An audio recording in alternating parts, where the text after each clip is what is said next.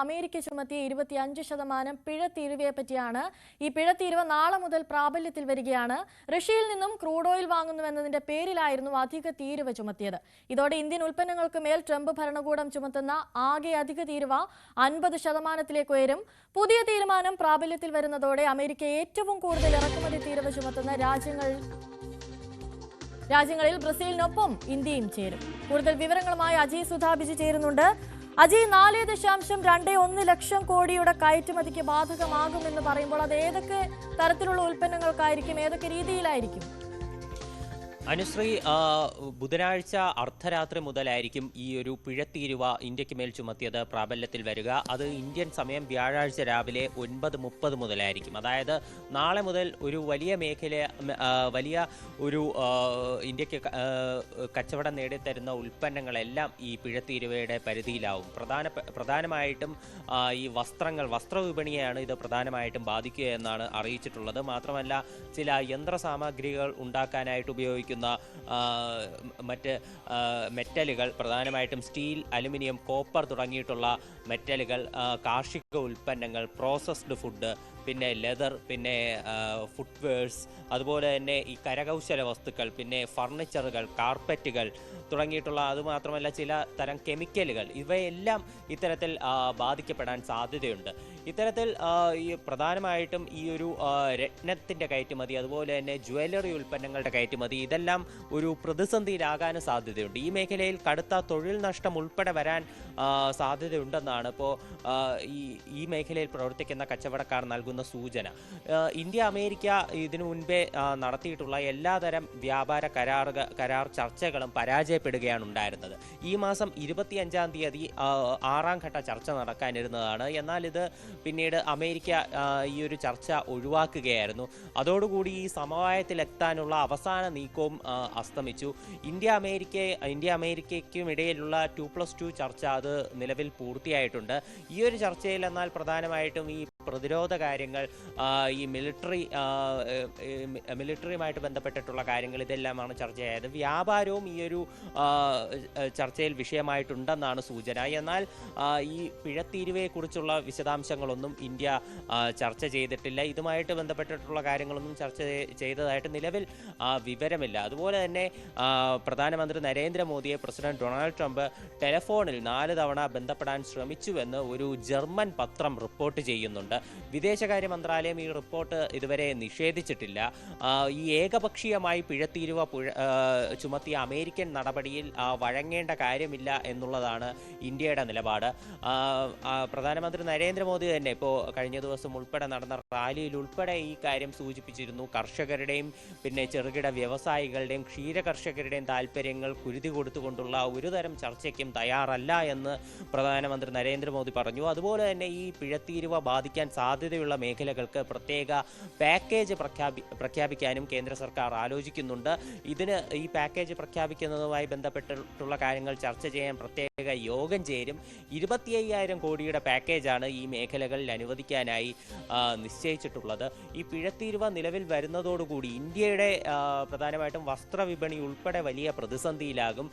തൊഴിൽ നഷ്ടം ഉൾപ്പെടെ ഈ മേഖലയിൽ വരും. ഇന്ത്യൻ GDPയുടെ 2% അമേരിക്കയിലേക്കുള്ള എക്സ്പോർട്ട് വഴി ലഭിക്കുന്ന ഒരു ബിസിനസ് എന്ന് പറയുന്നത്. അപ്പോൾ ഇതുൾപ്പെടെ ഒരു പ്രതിസന്ധിയിലാകാനുള്ള സാധ്യതയുണ്ട്. അതുകൊണ്ട് തന്നെയാണ് ഈ കേന്ദ്ര സർക്കാർ പ്രത്യേക പാക്കേജ് ഉൾപ്പെടെ പ്രഖ്യാപിച്ച് ഈ മേഖലയിലുള്ള വ്യവസായികളെ ഉൾപ്പെടെ പ്രതിസന്ധിയിലാക്കാതിരിക്കാനായി പ്രത്യേകം ശ്രദ്ധിക്കുന്നത്. ഇന്ത്യക്ക് മേൽ ചുമത്തുന്ന ഇത്തരം പിഴത്തീരുവ അത് ഗുണമായി ഭവിക്കുന്നത് പ്രധാനമായിട്ടും ബംഗ്ലാദേശ്, വിയറ്റ്നാം, ചൈന, അതുപോലെ തന്നെ പാകിസ്ഥാൻ തുടങ്ങിയിട്ടുള്ള രാജ്യങ്ങൾക്കാണ്. ബംഗ്ലാദേശാണ് ഇന്ത്യ കഴിഞ്ഞാൽ അമേരിക്കയിലെ ഏറ്റവും വലിയ വസ്ത്രവിപണി കൈയടക്കി വെച്ചിരിക്കുന്നത്. അതുപോലെ തന്നെ ആഭരണങ്ങൾ തുടങ്ങിയിട്ടുള്ള കാര്യങ്ങളുടെ കയറ്റുമതി, ഇതെല്ലാം ഇന്ത്യയേക്കാൾ കുറഞ്ഞ ഒരു തീരുവ നിരക്ക് അത് വച്ചിട്ടുള്ള ഇപ്പോൾ ബംഗ്ലാദേശ് പോലെയുള്ള രാജ്യങ്ങൾക്ക് ഗുണകരമാകും എന്ന് തന്നെയാണ് നമുക്ക് അറിയാൻ സാധിക്കുന്ന വിവരം. ഇന്ത്യക്ക് മേൽ പിഴത്തീരുവ ചുമത്തുന്നതിൽ നിന്ന് പിന്നോട്ടില്ല എന്ന് തന്നെയാണ് അമേരിക്കയും വ്യക്തമാക്കുന്നത്. ഇക്കാര്യം വ്യക്തമാക്കിക്കൊണ്ട് കഴിഞ്ഞ ദിവസം US customs and board protection വകുപ്പ് പ്രത്യേക നോട്ടീസ് പുറപ്പെടുവിച്ചിരുന്നു. എന്നാൽ ഈയൊരു മേഖലയിൽ, അതായത് ഈ പിഴത്തീരുവ ചുമത്തിയതിൽ ഇതിന് പുറത്തുള്ള ചില ഉൽപ്പന്നങ്ങളുമുണ്ട്. എന്നാൽ ഇത് സാമാന്യം കുറഞ്ഞ ഒരു തുകയിലുള്ള ഉൽപ്പന്നങ്ങളാണ് വരുന്നത്. 27.6 ബില്യൺ ഡോളറിൻ്റെ ഉൽപ്പന്നങ്ങളാണ് ഈ പിഴത്തീരുവയ്ക്ക് പുറത്തു വരുന്നത്. പ്രധാനമായിട്ടും ഫാർമസ്യൂട്ടിക്കൽ ഉൽപ്പന്നങ്ങൾ, ഇന്ത്യയിൽ നിന്ന് കയറ്റുമതി ചെയ്യുന്ന മരുന്നുകൾ, അതുപോലെ തന്നെ പെട്രോളിയം ഉൽപ്പന്നങ്ങൾ തുടങ്ങിയിട്ടുള്ള കാര്യങ്ങളൊന്നും ഈ പിഴത്തീരുവയുടെ പരിധിയിൽ വരില്ല എന്നറിയിച്ചിട്ടുണ്ട്. അതുപോലെ തന്നെ ചില കമ്പ്യൂട്ടർ ഉൽപ്പന്നങ്ങൾ, മദർ ബോർഡുകൾ തുടങ്ങിയിട്ടുള്ള കാര്യങ്ങളൊന്നും ഇതിൽ ഉൾപ്പെടില്ല എന്നറിയിച്ചിട്ടുണ്ട്. പിന്നെ ചില മെറ്റലുകളായിട്ടുള്ള ആൻറ്റിമണി, നിക്കൽ, സിങ്ക്, ക്രോമിയം തുടങ്ങിയിട്ടുള്ള ചില മെറ്റലുകളൊന്നും ഇതിൽ ഉൾപ്പെടില്ല.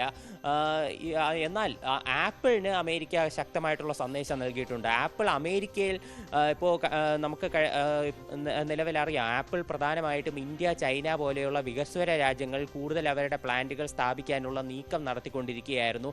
അപ്പോൾ അമേരിക്ക കൃത്യമായിട്ട് അവർക്കും ഒരു ഭീഷണിയായിട്ട് രംഗത്തെത്തിയിട്ടുണ്ട്. ആപ്പിൾ അമേരിക്കയിൽ ഉൽപ്പാദിപ്പിക്കുന്ന പ്രൊഡക്റ്റുകൾക്ക് മാത്രമായിരിക്കും ഈ പിഴയില്ലാതെ അവിടെ കച്ചവടം നടത്താൻ സാധിക്കുക. ഇന്ത്യയിൽ നിർമ്മിച്ച് അമേരിക്കയിലേക്ക് എക്സ്പോർട്ട് ചെയ്യുകയാണെങ്കിൽ ആപ്പിളിനും തക്കതായിട്ടുള്ള പിഴ ചുമത്തും എന്ന് അമേരിക്ക അറിയിച്ചിട്ടുണ്ട്. അപ്പോൾ ആപ്പിൾ ഉൽപ്പന്നങ്ങളൊന്നും ഇപ്പോൾ നേരത്തെ പറഞ്ഞ പരിധിയിൽപ്പെടില്ല. ആപ്പിളിന് ഈ പിഴത്തീരുവ ബാധകമായിട്ട് വരും. സാമാന്യം കുറഞ്ഞ രീതിയിൽ 27 ബില്യൺ ഡോളറിൻ്റെ ഉൽപ്പന്നങ്ങൾ മാത്രമാണ് ഈ പിഴത്തീരുവയ്ക്ക് പുറത്തു വരുന്നത്. ഇത് വളരെ കുറഞ്ഞ ഒരു ശതമാനം മാത്രമാണ്. മരുന്നുകൾ ഉൾപ്പെടെയുള്ള ഉൽപ്പന്നങ്ങളാണ് ഇതിൽ പെടുന്നത്. എന്നാൽ ഭൂരിഭാഗം വരുന്ന ഈ ടെക്സ്റ്റൈൽസ് പോലെയുള്ള പ്രധാനപ്പെട്ട ഇന്ത്യയുടെ കയറ്റുമതി മേഖലകളെയും ബാധിക്കാൻ സാധ്യതയുണ്ട്. വൻ രീതിയിലുള്ള തൊഴിൽ നഷ്ടം ഉൾപ്പെടെ വരാനുള്ള ഒരു സാധ്യതയാണ് നിലവിൽ കാണുന്നത്. ഇന്ത്യ റഷ്യയിൽ നിന്ന് എണ്ണ വാങ്ങുന്നത് നിർത്തിയില്ലെങ്കിൽ ഈ പിഴത്തീരുവ അത് ശക്തമായി തന്നെ തുടരും എന്ന് അമേരിക്കൻ പ്രസിഡന്റ് ഡൊണാൾഡ് ട്രംപ്, അതുപോലെ തന്നെ വൈസ് പ്രസിഡന്റ് JD വാൻസ് ഉൾപ്പെടെ